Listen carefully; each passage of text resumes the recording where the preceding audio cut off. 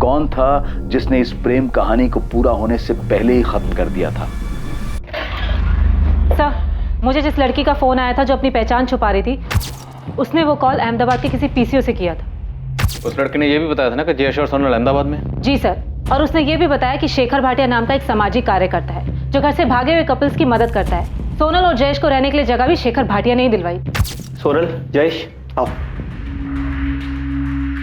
अब ये शेखर भाटिया में बता सकता है कि अमित दवे और भावना राठौर कौन है, और अगर उन लोगों ने ही जयेश और सोनल को मारा था तो उनका मकसद क्या था। फारूक, शमशेर से कहो इस शेखर भाटिया का पता लगा।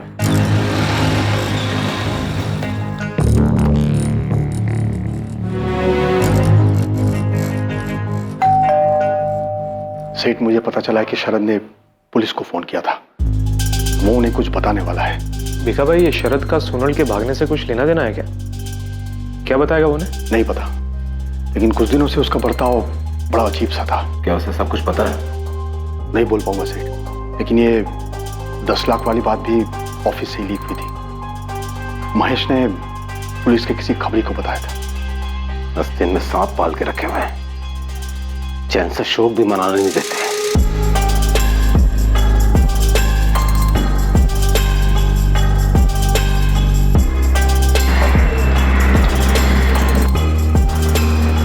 सर, मैं शरद राजपूत। डरो मत, अब तुम सेफ हो।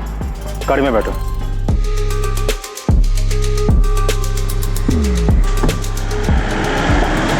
शेखर भाटिया? हाँ, फोटो फोन नंबर कुछ नहीं है, बस इतना जानते हैं कि अहमदाबाद में कहीं रहता है, जो घर से भागे हुए कपल्स की मदद करता है जो अलग बिरादरी में शादी करना चाहते हैं। आप मुझे 24 घंटे का टाइम दो, इसकी कुंडली आपके सामने रख दूंगा। ये जयेश का दोस्त भरत राणा, इससे बात करो, अहमदाबाद में ही रहता है। ये दोनों सोनल और जयेश भी शेखर भाटिया के पास अहमदाबाद ही गए थे। किसी ने तो शेखर भाटिया के बारे में इनको बताया होगा।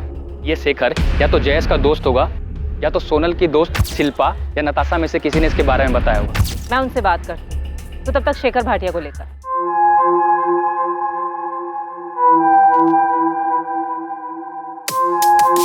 सोनल पटेल और जयेश परमार को अंदाजा भी नहीं था कि उनके घर से भागने के प्लान के अलावा एक और प्लान बना था जिसका उन्हें सामना करना था।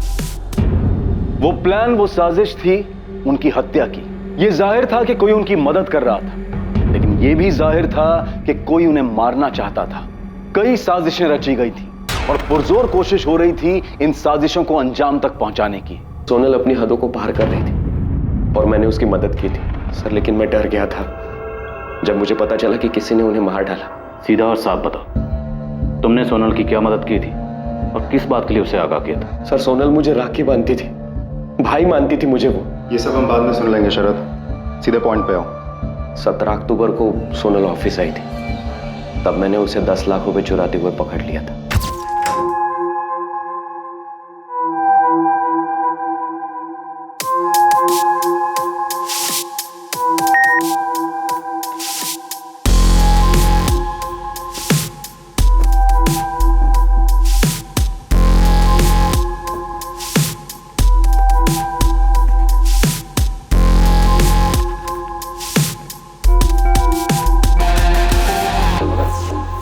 तुम यहाँ? और सेठ जी, तुम्हारे पापा कहाँ हैं? भैया वो। और ये क्या कर रही हो तुम? भैया, भैया प्लीज मेरी मदद कीजिए। किस चीज में? चोरी करने में? प्लीज, ये मेरी मजबूरी है। मैं अजय से शादी नहीं करना चाहती। क्या? क्यों? क्यों नहीं करना चाहती? मैं जयेश से प्यार करती हूँ। जयेश परमार मेरे कॉलेज में है, हम दोनों एक दूसरे से बहुत प्यार करते हैं, हम शादी करना चाहते हैं। उसी के लिए मुझे ये पैसे चाहिए भैया। प्लीज प्लीज मेरी मदद कीजिए, ये मेरी जिंदगी और खुशी का सवाल है। भैया मैं आपको राखी बांधती हूँ, आप बड़े भाई है मेरे, आप अपनी बहन के लिए इतना नहीं करेंगे? मैं उसके हालात समझ सकता था। अपने पापा के खिलाफ जाने के बाद सोनल के पास भागने के अलावा दूसरा रास्ता भी नहीं था, वरना वो उसे मार देते। ये तो मैं पक्का नहीं कह सकता सर, लेकिन सोनल ने मुझे बताया कि जयेश के बारे में उसने जब घर में बताया तब देवांग सेठ और सभी घर वालों ने जयेश के लिए मना कर दिया था। घर से भागने में तुमने सोनल की मदद की थी? मैंने बस इतनी मदद की कि मैंने किसी को नहीं बताया कि वो कब और कैसे भागने वाली, और उसी ने 10 लाख रुपए चुराए। मैंने सोनल से कहा था कि पहले मैं जयेश से मिलूंगा, और जब मुझे जयेश पर यकीन आ जाएगा तभी मैं उसे 10 लाख रुपए लेकर जयेश के साथ भागने दूंगा। भैया, मैं सोनल को हमेशा खुश रखूंगा। जयेश, तुम्हारे घर वालों को तुम्हारी इस प्लानिंग के बारे में पता है? नहीं, मैंने अभी तक किसी को कुछ नहीं बताया। जा कहाँ रहे हो तुम लोग? भैया, हम पहले यहाँ से सूरत जा रहे हैं और फिर उसके बाद फिर मैं वहाँ से पापा को फ़ोन करूँगी और ये बताऊँगी कि हम दिल्ली में हैं, ताकि वो हमें ढूंढ नहीं पाए। पर तुम लोग सूरत क्या करने जा रहे हो? हमारा एक प्लान बना है सूरत में, वहाँ पर बात हुई है किसी से। देखो, मैं समझ सकता हूँ, तुम जो चाहते हो इसमें कुछ गलत नहीं है और तुम दोनों बालिग हो, तो इसलिए तुम्हें कोई रोक भी नहीं सकता। हाँ, लेकिन अगर तुम लोग किसी प्रॉब्लम या मुसीबत में फंस जाओ तो फौरन वहां से निकल जाना। और सोनल, तुम मुझे कभी भी फोन कर सकती हो। हाँ, थैंक यू भैया। फिर वो चले गए। प्लान के मुताबिक सोनल ने सेठ को बताया कि वो दिल्ली में। अहमदाबाद के बारे में तो मुझे आइडिया भी नहीं था। सर, उनके जाने के बाद उन्होंने मुझे कभी फोन नहीं किया। सर, मेरे अलावा कोई और भी है जो उनकी मदद कर रहा था और उसी से ये अहमदाबाद वाली बात बाहर निकली होगी, जिसके बाद दोनों मारे गए। तुम्हें पता है सोनल के पापा और भाई ने उन दोनों को मारा है, तो आधी कहानी बताने का कोई मतलब नहीं बनता शरद। कैसे मारा? सर, कैसे ये तो मुझे नहीं पता, लेकिन मुझे भी लगता है कि उन्होंने ही मारा होगा। सर, स्कूटर के चक्कर में आपने ही उन्हें बताया कि वो दिल्ली में नहीं सूरत में है। असल में आप लोगों ने जयेश और सोनल की जान खतरे में डाल दी। सर, सोनल के पापा बहुत बड़े आदमी हैं, उन्होंने ही दोनों को मार डाला, तो मुझे भी मार डालेंगे। सर, प्लीज प्लीज मुझे बचाइए। हमने सोनल के घर वालों को बताया कि वो दिल्ली में नहीं सूरत में। इसी से देवांग पटेल और योगेश ने उनका पता लगाया और उन दोनों को मार डाला। सर, हमने तो सिर्फ इतना बताया था कि फोन सूरत से आया था।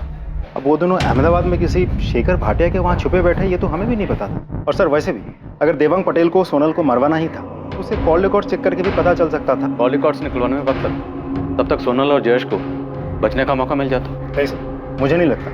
हमने सूरत कहा था, अहमदाबाद के बारे में कैसे पता चला? सर, मेरी सोनल की फ्रेंड नताशा से बात हुई। उसने बताया कि सोनल के भाई योगेश ने उसे डरा धमकाकर ये उगलवा लिया कि सोनल और जयेश अहमदाबाद में छिपे थे।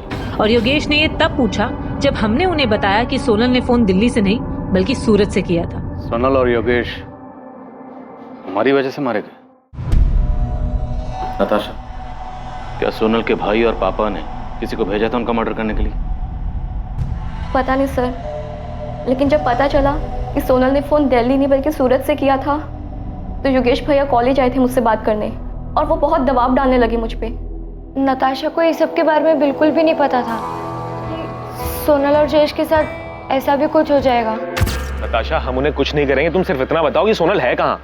देखो, सोनल स्मार्ट है पर इतनी नहीं कि अकेले ही सब कुछ करा। कौन हेल्प कर रहा है उनकी? देखो, अगर सोनल को कुछ भी हुआ ना तो तुम भी प्रॉब्लम में आ जाओगी, इसलिए बताओ कहाँ है वो? वो अहमदाबाद में है। अहमदाबाद में कहाँ है? नहीं पता भैया, पर इतना ही बताया था कि उन्हें अहमदाबाद में छुपने के लिए एक सेफ जगह मिल गई है। हाँ यार, मैंने सब कुछ सोच लिया है। पर तुम दोनों जाओगे कहाँ और रहोगे कहाँ? अहमदाबाद में। अहमदाबाद में कहाँ? है एक जगह जयेश ने ढूंढी है। पर सोनल, उसके बाद का क्या? कब तक भागते रहोगे तुम दोनों ऐसे? इतने पैसे तो लेकर जाएंगे ही कि कुछ दिन और कुछ महीनों तक चुपके रह सके। और इतने पैसे आएंगे कहाँ से? पापा के ऑफिस से। अरे नहीं नहीं नहीं, वो 10 लाख को रख लो, नहीं तो पता चला एक साथ पेमेंट लेने के चक्कर में ये 10 भी गए और महीनों तक चक्कर काटते रहेंगे हम। और सुनो, आज और कल जो है मैं वो साइट पे रहूंगा, तो ये पैसे जो है वो केबिन में रखवा देना, ठीक है? कल 17 अक्टूबर है। मैं पापा के ऑफिस से 10 लाख उठाऊंगी। उसके बाद मैं और जयेश यहाँ से दूर भाग जाएंगे और शादी करके अपना घर बनाएंगे। मुझे बहुत गिल्ट फील हो रहा है। मेरी वजह से योगेश भैया को पता चला कि वो दोनों अहमदाबाद में है। क्या तुम्हारे अलावा भी किसी को पता था कि वो दोनों अहमदाबाद में? नताशा, इस पूरी प्लानिंग में कोई और भी था उनके साथ? मुझे नहीं पता मैम, मुझे तो बस उतना ही पता है जितना सोनल ने मुझे बताया था। साहब, आप देवांग और उसके बेटे को खाली उठाना मत, उनको खूब तोड़ना, खूब मारना उनको। उन्होंने मेरे बेटे को मारा है। अगर उन्हें सजा देनी ही थी तो अपनी बेटी को देते, हमारे बेटे को क्यों मारा? उदय जी, दामिनी जी, अभी हमारे पास कोई ठोस सबूत नहीं है कि देवांग भाई और उनके बेटे ने ही सोनल और जयेश को मारा है। हम पूछताछ कर रहे हैं। अभी हमें सिर्फ इतना पता चला है कि सोनल और जयेश अहमदाबाद में कहाँ रहते थे। हम हर एक पहलू पे नजर रखे हुए हैं। जयेश को इंसाफ मिलेगा, सोनल को भी। सर मुझे लगता है मुझसे बहुत बड़ी गलती हो गई। आप सही कह रहे थे, दोनों बालिग के अपनी जिंदगी जीना चाहते हैं, जीने दो। मैंने फिजूल में इस केस को खोला। पारुल, अब ये सोचने का कोई फायदा नहीं कि हमें क्या करना चाहिए था क्या नहीं। हम सिर्फ इतना पता करना चाहते थे कि जयेश और सोनल सेफ हैं या नहीं, और शायद हमारी इसी कोशिश ने उन्हें खतरे में डाल दिया और कातिल उन तक पहुंच गया। सर हमें किसी भी हाल में दोनों को न्याय दिलवाना चाहिए। जयेश के दोस्त भरत राणा को उठा लो, उसके बाद शेखर भाटिया को, उसके बाद अमित दवे और भावना राठौर को। हमें असली कातिल तक पहुंचना है और उन सब लोगों तक भी पहुंचना है जिन्होंने किसी भी तरह से सोनल और जयेश का कत्ल करने में कातिल की मदद की।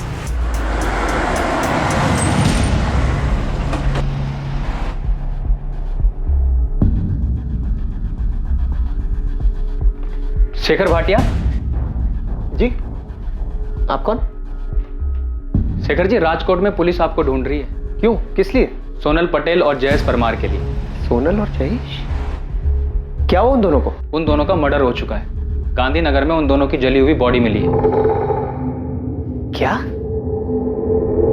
काश जयेश मेरे पास आया होता, काश उसने मुझे बताया होता कि मैं ऐसा कुछ करने के बारे में सोच रहा। सच में भरत, उसने तुम्हें कुछ नहीं बताया? बताया होता तो मैं उसे ऐसा कुछ करने ही नहीं देता ना। मैडम, जयेश अपनी माँ बाप की इकलौती औलाद था। मेरी तरह बहुत गरीब परिवार से था। माँ बाप ने कितने सपने देखे थे उसके लिए, पढ़ाई में अच्छा था, ये बनना चाहता था। यानी सब क्या? भरत, हम सिर्फ ये जानना चाहते हैं कि सोनल और जयेश शेखर भाटिया तक कैसे पहुंचे, और अगर सोनल के भाई और बाप ने उन दोनों का मर्डर किया है तो वो उन दोनों तक कैसे पहुंचे और उन दोनों को कैसे मारा। आप बताइए, मैं आपकी मदद कैसे करूं जबकि मुझे कुछ भी नहीं पता है सिवाय इसके कि वो मेरा अच्छा दोस्त था। मुझे तो उस पर दुख कम गुस्सा ज्यादा आ रहा है। फाइनल ईयर में था, ये बन जाता अगले साल तक। पूरी लाइफ पड़ी थी उसके सामने, लेकिन नहीं, शादी और प्यार का खुद सवार हो गया। भरत, अब जो हो चुका उससे बदला नहीं जा सकता। तुम हमें बस। मैडम, मैं भी आपसे यही कह रहा हूँ कि जो हुआ है उसके बारे में मुझे कुछ नहीं पता है। मुझे तो ये समझ में नहीं आ रहा है कि मैं उसके माँ बाप को कैसे समझाऊं। वो बार बार मुझे एक ही बात बोले जा रहा है कि तू तो उसका अच्छा दोस्त था, तूने क्यों नहीं समझाया उसे। अब मैडम, मैं उसे कैसे समझाता, क्योंकि जयेश ने मुझे कुछ बताया नहीं इसके बारे में। अगर बताया होता ना तो उसको 2 थप्पड़ लगा देता, सारा ये प्यार और शादी का भूत उतार देता। भरत,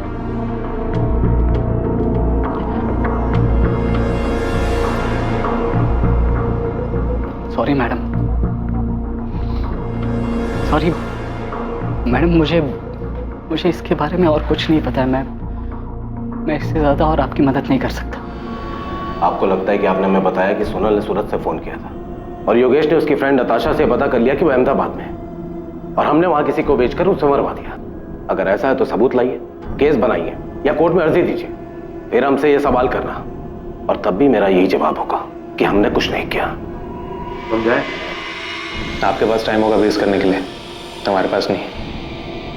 चलो, अगर आप लोगों ने नहीं भी मारा तब भी ये जानना नहीं चाहेंगे कि सोनल को किसने मारा? ऐसा कैसे हो सकता कि एक बहन मारी जाती है और एक बेटी मारी जाती है, लेकिन भाई और बाप को कोई फर्क नहीं पड़ता? बचपन से लेकर आज तक मैंने उसकी सारी ख्वाहिशें पूरी की। जिस चीज पर हाथ रखा मैंने उसे ला कर दिया। अपने 18वें जन्मदिन पर मुझे उसने कहा कि पापा मुझे स्कूटर चाहिए। मैंने खुद न जाकर उसे स्कूटर ला कर दिया। आपने अपनी बेटी के लिए जो किया हर माँ बाप अपनी औलाद के लिए करता, लेकिन इससे आपको अपनी बेटी को मारने का लाइसेंस नहीं मिल जाता, वो भी सिर्फ इसलिए क्योंकि वो अपनी पसंद के लड़के से शादी करना चाहती थी। उसने तो कर भी ली होगी शादी।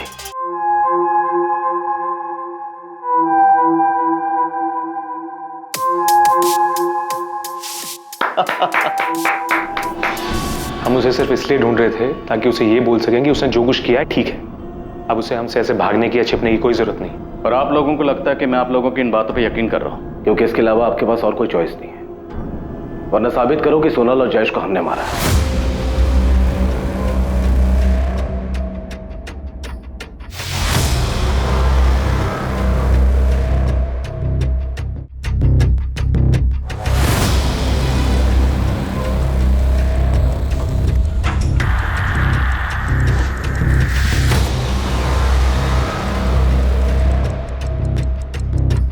अमित, हम कब तक ऐसे भागते रहेंगे? भावना, बस कुछ दिन और, अमित, मुझे लगता है हमें यहाँ से कहीं दूर चले जाना चाहिए। अपने नाम बदल लेने चाहिए ताकि कोई हम तक पहुँच ही ना पाए। अगर ज़रूरत पड़ी ना तो वो भी करेंगे, लेकिन अभी के लिए यहाँ पर थोड़ा रुकते हैं, थोड़ा आराम करते हैं, उसके बाद आगे की सोचते हैं।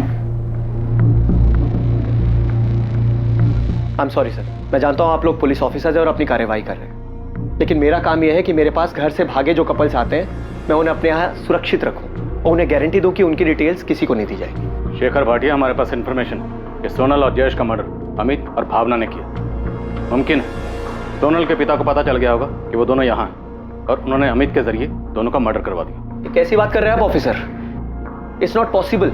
आपको समझना चाहिए कि अमित और भावना खुद अपने घर वालों से जान बचाकर छुपते हुए मेरे पास आए थे, तो वो अपने ही जैसे घर से भागे कपल ये सोनल और जयेश को क्यों मारेंगे? और सच्चाई ये है कि सोनल और जयेश खुद जान बचाकर मेरे पास आए थे। फिर मैंने सोनल और जयेश की शादी करवाई और खुद उनके साथ रजिस्ट्रार ऑफिस में जाके उनकी शादी को रजिस्टर करवाया था।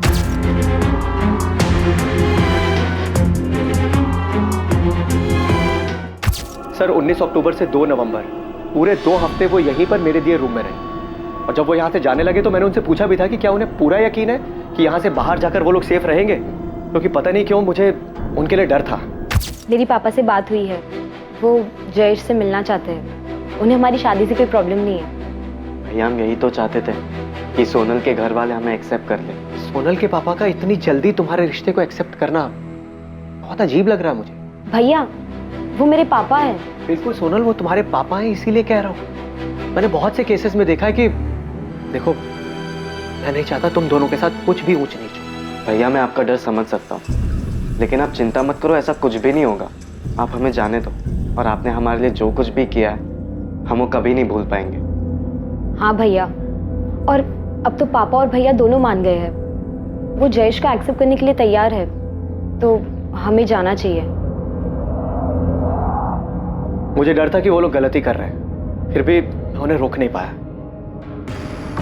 और मेरा डर सच साबित हुआ। ये सोनल और जयेश का मैरिज सर्टिफिकेट है। मैं इसे सोनल के घर पे भेजने ही वाला था, लेकिन उससे पहले ही आपके आदमी ने आके मुझे बताया कि उन दोनों का मर्डर हो गया है। ऑफिसर, मुझे सोनल और जयेश के लिए बहुत बुरा लग रहा है कि मैंने उन दोनों को यहाँ से क्यों जाने दिया। सोनल और जयेश आपके पास कैसे आए थे? जयेश ने मुझे फ़ोन किया था राजकोट से, शायद भागने से 1 हफ्ता पहले। अगर जयेश ने आपको फ़ोन किया था तो जयेश के कॉल रिकॉर्ड में हमें आपका नंबर क्यों नहीं दिखा? सर, जयेश ने बहुत ज़बरदस्त प्लानिंग की हुई थी, और मुझे पूरा यकीन है कि उसने मुझे मोबाइल से नहीं बल्कि पीसीओ से फ़ोन किया हो। हमें कुछ दिनों के लिए छुपकर रहने के लिए एक जगह चाहिए थी। क्या आप हमारे लिए कुछ कर सकते हैं? जयेश, कहाँ से बात कर रहे हो? जी सर, मैं राजकोट से बोल रहा हूँ। मैं और सोनल एक दूसरे से बहुत प्यार करते हैं और हम शादी करना चाहते हैं, लेकिन हमारी फैमिलीज हमारे अगेंस्ट है। क्या आप हमारी मदद कर सकते हैं सर? हाँ जयेश, मैं मदद कर सकता हूँ तुम्हारी, लेकिन उससे पहले तुम्हें मुझे अपनी उम्र बतानी होगी। सर, हम दोनों बालिग हैं। मैं 21 साल का और सोनल 20 साल की है। जयेश, सिर्फ बोलने से नहीं चलेगा, तुम्हें मुझे अपना एज प्रूफ देना होगा। तो तुम दोनों में से किसकी फैमिली अगेंस्ट है? मेरी। हम पहले सूरत गए, फिर वहां से सोनल ने अपने पापा को फोन किया। मैंने उनसे कहा कि मैं दिल्ली में हूँ। और जयेश, तुम्हारी फैमिली? सर, मेरी फैमिली को ऐसी कोई प्रॉब्लम नहीं है। वो लोग अगेंस्ट सिर्फ इसलिए क्योंकि सोनल की फैमिली ने मुझे रिजेक्ट कर दिया। मेरे पूछने का मतलब ये है कि तुमने क्या अपनी फैमिली को झूठ बोला है? उनके हिसाब से इस वक्त तुम कहाँ हो? सर, मैंने उन्हें सच झूठ कुछ नहीं बताया। उनके हिसाब से मैं अभी हॉस्टल में हूँ, लेकिन कॉलेज में मैंने लीव एप्लीकेशन दिया। ठीक है, मैंने कल 11 बजे का टाइम ले लिया है रजिस्ट्रार ऑफिस में। कल तुम दोनों की शादी हो जाएगी। सर, मैं पूरे यकीन से कह सकता हूँ कि उन दोनों को सोनल की फैमिली नहीं मारा है, क्योंकि मैंने ऐसे बहुत से केसेस में देखा है कि घर वाले लड़का लड़की को झूठ बोल के घर बुलाते हैं और उसके बाद उन्हें मार देते हैं। पर सोनल की अपनी फैमिली से बात कैसे हुई? क्योंकि सोनल के माँ बाप भाई बहन, यहाँ तक कि उनके लैंडलाइन पर अहमदाबाद से ना कोई फ़ोन आया ना गया। उन दोनों के पास कोई फ़ोन था? जी नहीं, मेरी जानकारी में तो नहीं। दरअसल सर, सोनल और जयेश इन दोनों ने बहुत ज़बरदस्त प्लानिंग की हुई। मतलब पहले घर से भागना, फिर सूरत जाना, और घर पे फ़ोन करके बोलना कि वो लोग दिल्ली में हैं, और उसके बाद मेरे पास आना। मतलब मैंने इन दोनों के जैसे और भी कई कपल्स देखे हैं जो घर से भागते हैं, लेकिन जैसी प्लानिंग सोनल और जयेश ने की थी उसे देखकर मैं भी हैरान था। और शेखर भाटिया, सवाल यह है कि सोनल की अपनी फैमिली से बात कब और कैसे हुई? आपने बताया कि सोनल की फैमिली जयेश को एक्सेप्ट करने के लिए तैयार हो गई और वो दोनों राजकोट अपने घर वापस जा रहे थे। पता नहीं सर, जो उन दोनों ने मुझे बताया वो मैंने आप दोनों को बता दिया। शेखर भाटिया, आपको हमें अमित और भावना की डिटेल्स देनी ही होगी। आप प्लीज मेरा यकीन कीजिए ऑफिसर, अमित और भावना सोनल और जयेश का मर्डर नहीं कर सकते। जिस दिन सोनल और जयेश यहां से गए हैं, ठीक उसके अगले ही दिन वो दोनों भी यहां से चले गए। अगर तुम ऐसे डिटेल्स नहीं दोगे तो हम मजिस्ट्रेट का ऑर्डर लेकर आएंगे, और हम नहीं चाहते कि हम ऐसा करें। आप अच्छे इंसान हैं, अच्छा काम करें, हम भी अपना काम करें। हमें किसी भी तरह से सोनल और जयेश के कातिल तक पहुंचना। अगर इन दोनों का कत्ल सोनल के बाप और भाई ने भी किया तब भी उनके खिलाफ हमें सबूत चाहिए होंगे, और हमारे पास पुख्ता इन्फॉर्मेशन है कि सोनल और जयेश के मर्डर में अमित और भावना शामिल हैं।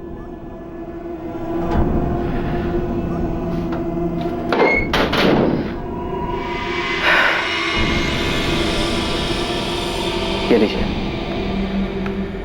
इसमें उन दोनों का भावनगर का एड्रेस है जहां उनकी फैमिलीज रहती है। लेकिन मेरी आप लोगों से रिक्वेस्ट है कि प्लीज इन दोनों के बारे में इनकी फैमिलीज को नहीं पता चलना चाहिए, वरना इनके साथ भी वही होगा जो सोनल और जयेश के साथ हुआ। सर, राजकोट में बैठे जयेश को शेखर भाटिया के बारे में कैसे पता चला कि उनकी मदद कर सकता है? इस शेखर भाटिया की ना कोई वेबसाइट है, ना ऑफिस है, ना कोई प्रचार है। फिर कोई तो था जो उनकी मदद कर रहा था। इतनी प्लानिंग कि सूरत जाएंगे और दिल्ली बताएंगे, मोबाइल फोन यूज नहीं करेंगे, और फिर शेखर को कांटेक्ट करना। रुपेश, हम कुछ तो मिस कर रहे हैं। सोनल और जयेश के लिए हम जिम्मेदार हैं। हमसे ही सोनल के पापा और भाई को पता चला कि फोन दिल्ली से नहीं सूरत से आया था। नहीं सर, आप फिजूल में अपने आप को जिम्मेदार ठहरा रहे हैं। मुझे लगता है ये सारा प्लान पहले ही बन चुका था। उनके घर से भागने के बाद ही उनका मर्डर, सब कुछ। सर, मुझे ये समझ में नहीं आ रहा है, सोनल ने अहमदाबाद से अपने पापा के साथ कब और कैसे बात की? शरद राज ये सामने से कबूल करने आया था।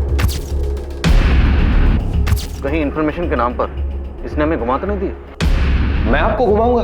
तुम्हारी बहन जैसी सोनल को तूने 10 लाख लेके जाने दी, पर ये नहीं पूछा कि कहाँ जा रही है? मैंने नहीं पूछा सर, क्योंकि मैं ऐसी बात जानना ही नहीं चाहता था जो मुझे मजबूरी में किसी को बतानी पड़े, जिसकी वजह से सोनल मुसीबत में आ पड़े। जयेश परमार अहमदाबाद के शेखर भाटिया को कैसे जानता था? मैं किसी शेखर भाटिया को नहीं जानता। शेखर भाटिया? ये कौन है? तुम्हारे जैसे घर से भागने वालों की मदद करते हैं। शादी, मैरिज सर्टिफिकेट से लेकर चुप कर रहने की जगह तक का इंतजाम कर देगा। फोन कर लेना इसे। नहीं मैम, मैं किसी शेखर भाटिया को नहीं जानती। मैम, मुझे भी नहीं पता कि ये कौन है। राजकोट में कोई है जिसने सोनल और जयेश की मदद की हो, जिसने उनका अहमदाबाद में शेखर भाटिया से कांटेक्ट करवाया हो? मैम, वो एक्चुअली सोनल अपनी भाभी प्रिया से बहुत क्लोज थी और वो उनसे सब शेयर करती थी। माँ, चाय। और मैम, हो सकता है कि प्रिया भाभी ने उसकी हेल्प की हो। हाँ मैम, पॉसिबल है कि मुझसे पता लगाने के बाद कि सोनल अहमदाबाद में है, योगेश भैया ने प्रिया भाभी से भी पूछा हो।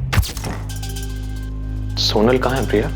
मुझे नहीं पता, उसने मुझे कुछ बताया भी नहीं था, और मुझे नहीं पता था वो इस तरह से घर छोड़ के भागने वाली है। अगर तुमने उसकी मदद की है तो इसमें कुछ गलत नहीं है, बस हमें अब उसे घर वापस ले आना चाहिए। तुम देख ही रही हो, मैं और पापा जयेश को एक्सेप्ट करने के लिए रेडी हैं। बोलो प्रिया, कहाँ है सोनल?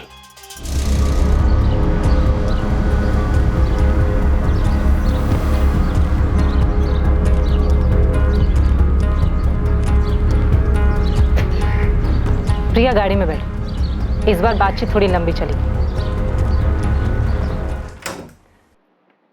सेठ, अंदर आ जाओ। हाँ।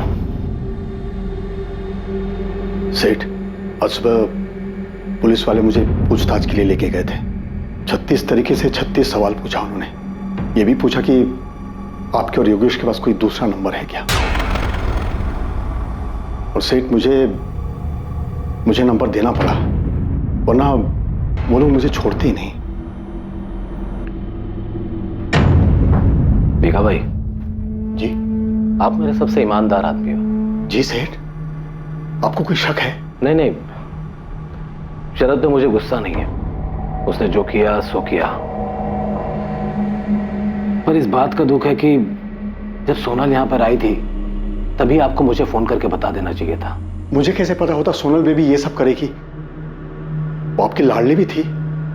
अगर उसने कहा कि उसे आराम करना है, केबिन खोल दो, तो मैं मना कैसे कर सकता सेठ?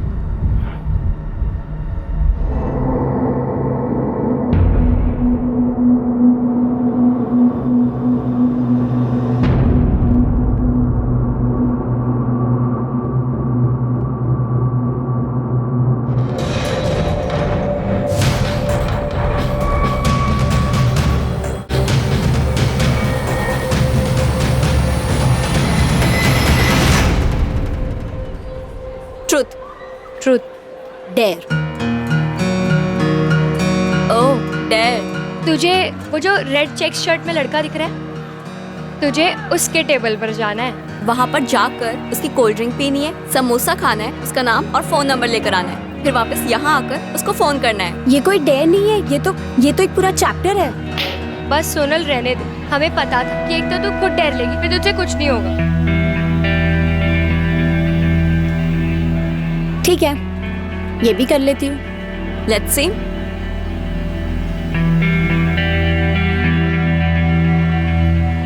हाय, आई एम सोनल। अरे मैंने अपना नाम बताया, तुम भी बताओ। क्यों? क्योंकि मैं पूछ रही हूँ।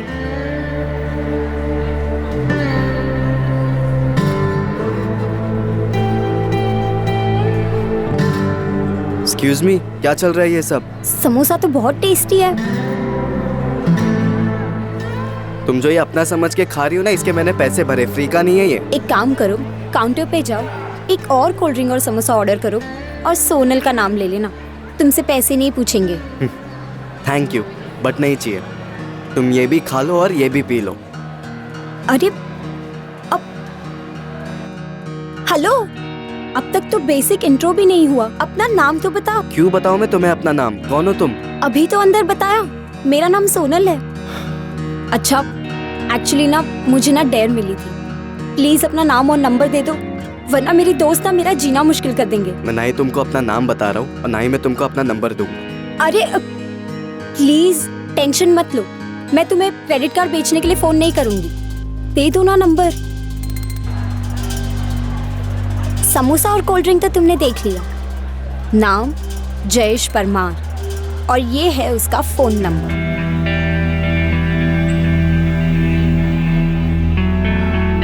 हाय हाय बाय। कितना इंसल्ट। Hello hi hello.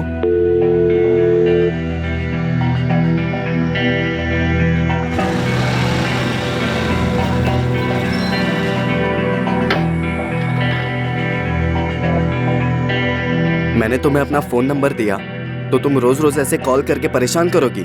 मैं तो सिर्फ हाय बोलने के लिए कॉल करती हूँ, अब तुम्हें हाय बोलना भी परेशानी लगती है? नहीं, पर हाय बोल के कॉल काट क्यों देती हो? क्योंकि मुझे सिर्फ उतना ही बोलना होता है।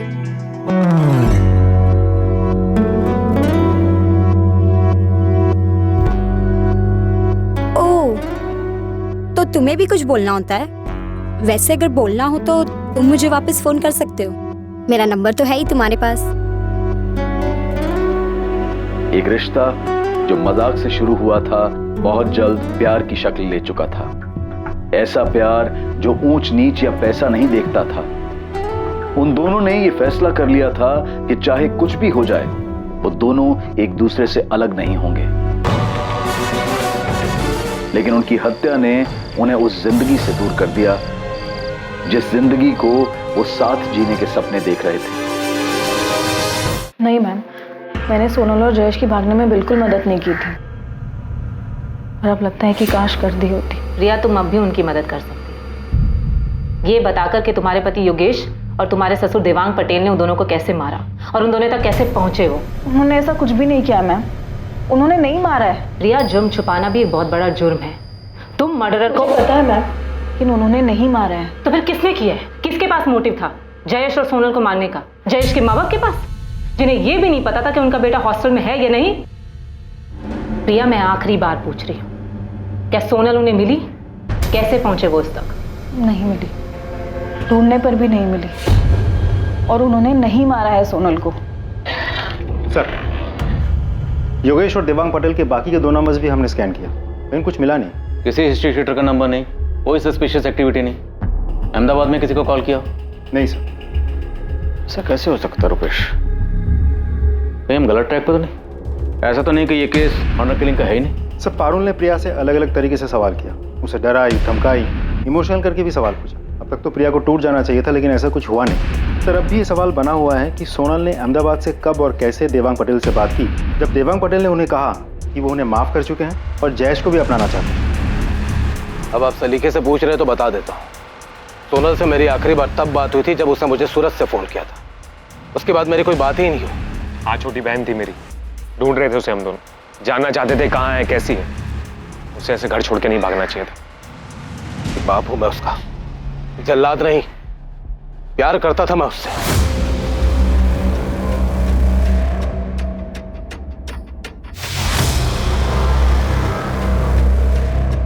सर, शमशेर का फोन आया था। उसने भावनगर में अमित के किसी दोस्त के जरिए अमित दवे और भावना राठौड़ का पता लगा लिया है। कहाँ वो दोनों? अहमदाबाद के किसी लॉज में छुपे बैठे। क्या सोनल और जयेश की हत्या वाकई इतनी सफाई से की गई थी कि पुलिस को उनके हत्यारे के खिलाफ कोई सबूत नहीं मिलने वाला था? क्या अमित और भावना इस हत्याकांड की सच्चाई को रोशनी में लाने वाले थे? क्या उन दोनों ने ही सोनल और जयेश के कत्ल की साजिश रची थी? सर, हम दोनों बालिग हैं और हमने अपनी मर्जी से शादी की है।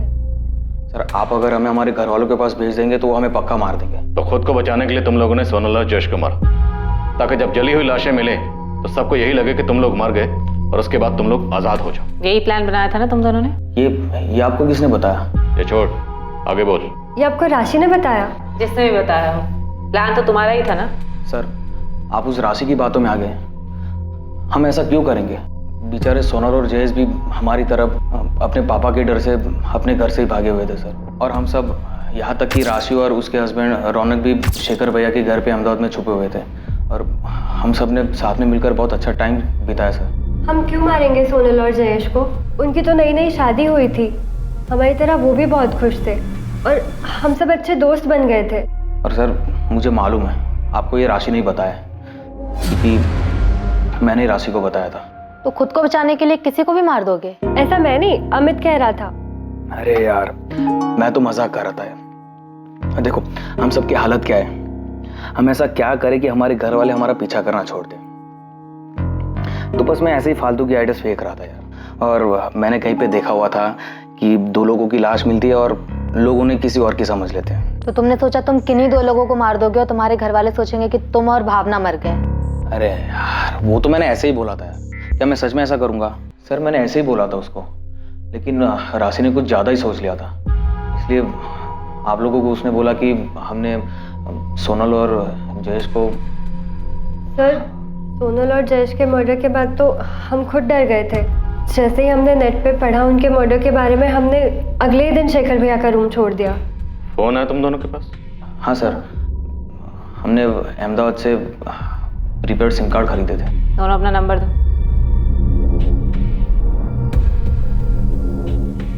शेखर भाटिया, जिसने तुम लोगों को छुपने की जगह दी थी, उसने हमें बताया कि सोनल की अपने पापा से बात हुई थी। सोनल के पेरेंट्स जयेश को एक्सेप्ट करने के लिए राजी थे, इसलिए सोनल और जयेश राजकोट वापस जा रहे थे। जिस दिन उन दोनों का मर्डर हुआ उस दिन तुम दोनों वहीं थे। तुम लोग क्या जानते हो इस बारे में? सर, जहाँ तक मुझे पता है सोनल की अपने पापा से कोई बात नहीं हुई थी। तुम्हें पता है कि सोनल कहाँ जा रही थी? सर, मैं और अमित तब शेखर भैया के रूम पे ही रह रहे थे जब सोनल और जयेश वहाँ से गए। सोनल बता रही थी कि वो गांधीनगर शिफ्ट हो रहे हैं। एरिया का तो अभी पता नहीं, लेकिन गांधीनगर में ही कहीं लेंगे घर। अच्छा, अपना खुद का? खुद का तो अभी नहीं, देख रहे अभी फिलहाल रेंट पे, शायद बात चल रही है बस। गुड यार, all the best Sonal. Thanks यार। बस एक बार घर ले ले और सब कुछ सेट कर ले, फिर मैं तुम्हें फोन करती हूँ। आना तुम दोनों। बिल्कुल, पक्का आएंगे। सोनल और जयेश गांधीनगर में घर रेंट पे ले रहे थे? हाँ सर। कौन दिलवा रहा था? पता नहीं सर, सोनल और जयेश ज्यादा कुछ बताते नहीं थे। सर, कोई तो था जो उन्हें वहाँ घर दिलवा रहा था। क्या? गांधीनगर में घर रेंट पे? मतलब वो राजकोट जा ही नहीं रहे थे? जी शेखर जी, ये अमित और भावना से अभी अभी हमें पता चला है। इसका मतलब उन दोनों ने मुझसे भी झूठ बोला। पर क्यों? शेखर जी, क्या आप हमें बता सकते हैं कि वो कौन है जो उन्हें गांधीनगर में घर दिलवा रहा था? नहीं सर, इस बारे में तो मुझे कोई आइडिया नहीं है। बल्कि अगर मुझे पहले से पता होता तो मैं खुद वहां जाकर चेक करता कि वहां सब ठीक है कि नहीं। उन्हें इस तरह से अपनी जिंदगी खतरे में नहीं डालने देता सर। एक मिनट भावना, तुमने अभी कहा कि वो गांधीनगर में शिफ्ट करने के बाद तुम्हें कॉल करने वाली थी। बस एक बार घर ले ले और सब कुछ सेट कर ले, फिर मैं तुम्हें फ़ोन करती हूँ। हाँ, उसने कहा था वो कॉल करेगी। और अगले दिन 3 नवंबर को जब हम शेखर भैया का रूम छोड़ के जा रहे थे, मैंने उसे कॉल भी किया था, पर उसका फ़ोन स्विच ऑफ आ रहा था। और अगले दिन पता चला कि उन दोनों का मर्डर हो गया। सोनल का फोन स्विच ऑफ आ रहा था? सोनल के पास फोन था? सोनल और जयेश दोनों अपना फोन राजकोट में ही छोड़कर गए थे? नहीं सर, फोन था। वो दोनों एक ही फोन यूज कर रहे थे।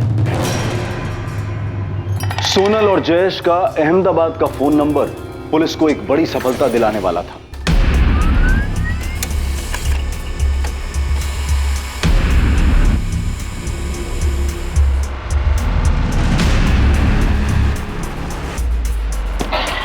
सर, उसके पास जो नंबर था वो जयेश परमार के नाम पर प्रीपेड सिम था। कॉल रिकॉर्ड से कुछ detail? Yes sir, last page पर है।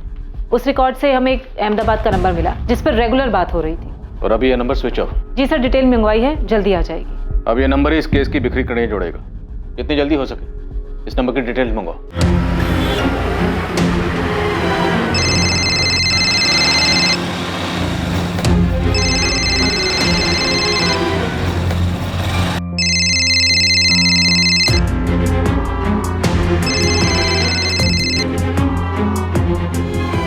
भरत राणा, तेरी सब इंस्पेक्टर रुपेश से फोन पे बात हुई। उसके बाद तू मुझसे भी मिला था। हाँ, वो जयेश के बारे में ना। फिर तूने हमें ये क्यों नहीं बताया कि जयेश ने अहमदाबाद आने के बाद अपने और सोनल के लिए एक प्रीपेड नंबर लिया था और तेरे पास भी अहमदाबाद का दूसरा नंबर था जिससे तू हर रोज जयेश से बात करता था। तुझे क्या लगा हम यहाँ तक पहुंच नहीं पाएंगे? पर हम पहुंच गए। अब तू सोच कि तू कहाँ पहुंचेगा।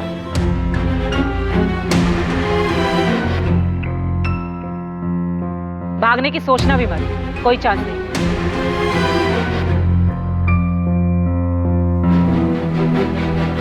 एक्टिविस्ट है ये, तुम्हारे जैसे घर से भागने वालों की मदद करता है। ये शादी, मैरिज सर्टिफिकेट से लेकर छुप कर रहने की जगह तक का इंतजाम कर देगा। फोन कर लेना इसे।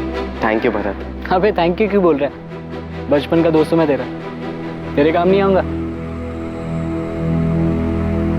जब जयेश परमार के पिता ने सोनल के घर वालों से बात करने से मना कर दिया, जब सोनल के घर वालों ने जयेश से मिलने तक से मना कर दिया, तब सोनल और जयेश ने घर से भाग जाने का प्लान बनाया। और तब जयेश ने तय किया कि वो अपने बचपन के दोस्त भरत राणा से बात करेगा और सोनल के साथ भागने में भरत की मदद लेगा। यार जयेश, ये घर से भागना, शादी करना और आगे लाइफ में सेटल होने के लिए, और उससे भी ज्यादा इंपॉर्टेंट है कि वो सोनल के पापा तुम दोनों तक ना पहुंचे ना, इन सब के लिए बहुत सारे पैसे लगेंगे। मुझे पता है जयेश, लेकिन अभी फिलहाल के लिए टेंशन नहीं है। सोनल कह रही है कि उसके पास पैसे हैं, उसने अपने पॉकेट मनी से सेव किए। तू पॉकेट मनी के भरोसे घर से भाग रहा है? नहीं यार, लेकिन सोनल पैसे अरेंज कर लेगी। अरे भाई, कितना कर लेगी? कितना तो नहीं पता, लेकिन 2-4 लाख तो कर ही लेगी वो। सही है, क्योंकि लाखों की जरूरत पड़ेगी हमें। यार भरत भाई, एक हेल्प कर देना, रेंट पे घर दिला दे प्लीज। तू टेंशन मत ले, मैं सब अरेंज करवा दूंगा। तूने शेखर भाटिया को फोन किया? हाँ, उसने कहा कि जब भी आना हो आ जाना। गुड। अब मेरी बात ध्यान से सुनना। अपना और सोनल का फोन राजकोट में ही स्विच ऑफ करके उसका सिम कार्ड निकाल के फेंक देना। फिर उसके बाद सीधा अहमदाबाद आने के बजाय पहले सूरत जाना। वहां से सोनल के घर वालों को फोन करके बोलना कि तुम लोग दिल्ली में हो। लेकिन क्यों? सोनल के घर वालों को कुछ बताने की जरूरत ही नहीं है, इसलिए तो भागना पड़ रहा है हमें। अभी भागना नहीं पड़ेगा, इसके लिए तो उन्हें बताने की जरूरत है। अगर सोनल के घर वाले उसे ढूंढने निकले तो वो लोग पहले दिल्ली जाएंगे, नंबर भी ट्रेस कर लिया तो वो लोग सूरत जाएंगे। वो सोच ही नहीं पाएंगे कि तुम लोग अहमदाबाद में हो। अच्छा, ये सही है, तो फिर हम ऐसा ही करेंगे। भाई सब ठीक तरीके से करना है ना, तो उसके लिए प्रॉपर प्लानिंग और पैसों की जरूरत पड़ती है। प्लान मैं बनाता हूँ तो पैसे का देख। वो 5 लाख का इंतजाम हुआ? हाँ, वो हो जाएगा, इसलिए हम कल ही भाग जाएंगे। सोनल कह रही थी कि उसके पास 10 लाख है। 10 लाख? हाँ, वो कह रही कि वो 10 लाख रुपए लेकर आएगी। चल, फिर तो टेंशन ही खत्म। सोनल और जयेश को अंदाजा भी नहीं था कि घर से भागने के उनके प्लान के अलावा एक और प्लान बना था, उन्हें लूटने का और शायद उन्हें मारने का भी।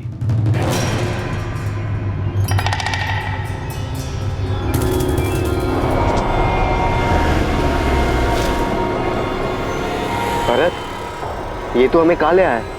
यहाँ पर मुझे कोई भी घर दिखाई नहीं दे रहा है। कैसे नहीं दिखाई दे? सोनल और जयेश की प्रेम कहानी में एक दोस्त शुभचिंतक बनकर आया, उसी शुभचिंतक ने उन्हें धोखा दिया। भरत राणा, ऐसा क्या हुआ था कि तू बचपन से मदद करने वाला दोस्त मसीहा से सीधा शैतान बन गया? पैसे मिले थे दोनों को मारने के, किसने दिए? देवांग पटेल ने या योगेश ने? देवांग और योगेश ने लालच दिया था या फिर 10 लाख का लालच आ गया था जो सोना लेकर भागी थी? बोल के मत। किसके इशारे पर मारा? क्यों मारा दोनों को? सोनल और जयेश की हत्या की साजिश उनके घर छोड़कर भागने के प्लान के साथ ही रची गई थी। शेखर भाटिया भी इस साजिश का हिस्सा था, वो भी तब से जब जयेश अपने दोस्त भरत से मदद मांगने गया था। शेखर भाई, लड़की बहुत मालदार पार्टी है, राजकोट की बहुत बड़ी फैमिली से। तो उन दोनों को यहाँ लेके आना, हेल्प की फीस 5 लाख बोल दे, उन दोनों को भी मैं यहीं रख दूंगा, पैसा आधा आधा कर लेंगे। नहीं भाई, लड़की बहुत बड़े घर की है, छोटी जगह में रह नहीं पाएगी, इसलिए तो जयेश को अलग से घर चाहिए रेंट पे। यहाँ लेकर आऊँगा तो बेकार में दिक्कत हो जाएगी। नहीं, अरे मैं कह रहा हूँ तू लेके तो आ, घर से भाग के आ रहे हैं, छुप के रहना पड़ेगा, ऐसे में कहाँ सब उनकी मर्जी से मिलने वाला है। चिंता मत कर, तू लेके आ, देख लेंगे। ये तुम लोगों का बेड है और ये कबर्ड। भरत, तूने मुझसे उस जगह के 5 लाख लिए, वो जगह 5 लाख की है। अबे सिर्फ जगह के पैसे नहीं लिए, शादी करवाई, रजिस्ट्रेशन करवाया, रहने को जगह दी है, सेफ्टी है, खर्चा होता है भाई इन सब चीज़ों में। भरत देख, मुझे मत सिखा, मैं भी कॉमर्स स्टूडेंट हूँ, मुझे पता है कि कहाँ पर कितना पैसा खर्च हो सकता है।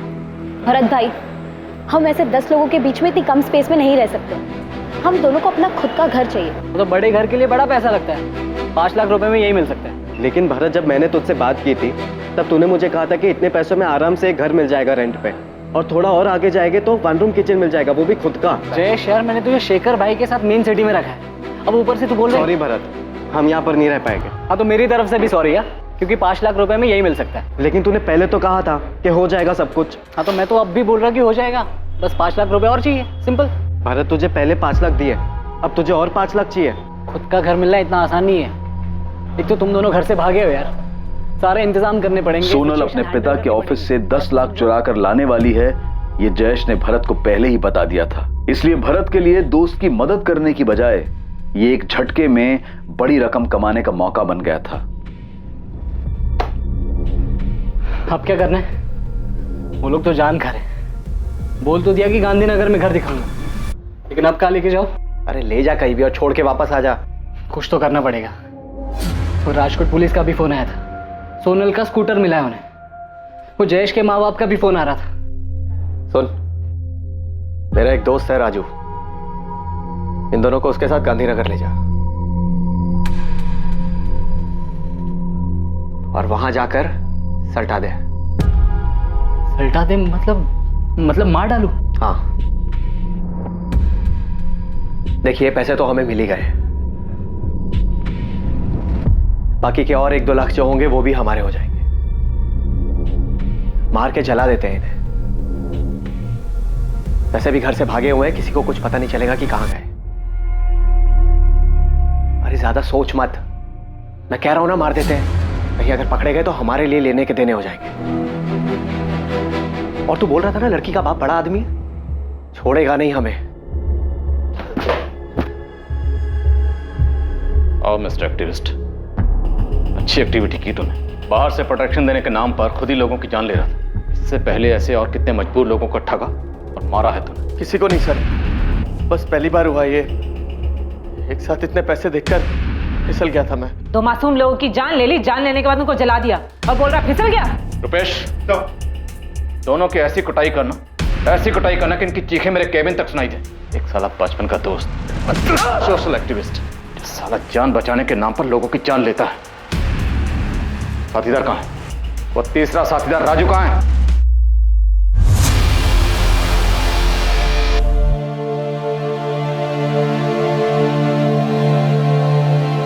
इस प्रेम कहानी में प्रेमियों का घर से भाग जाना तो था, पर ऑनर किलिंग यानी कि सम्मान के लिए की गई हत्या जैसा कुछ भी नहीं था। 2 युवा प्रेमियों के परिवार वाले उनके घर से भाग जाने की प्लानिंग से अनजान थे इस बात से कि एक दोस्त ने पैसों के लालच में उनके बच्चों को मारने का प्लान बनाया था।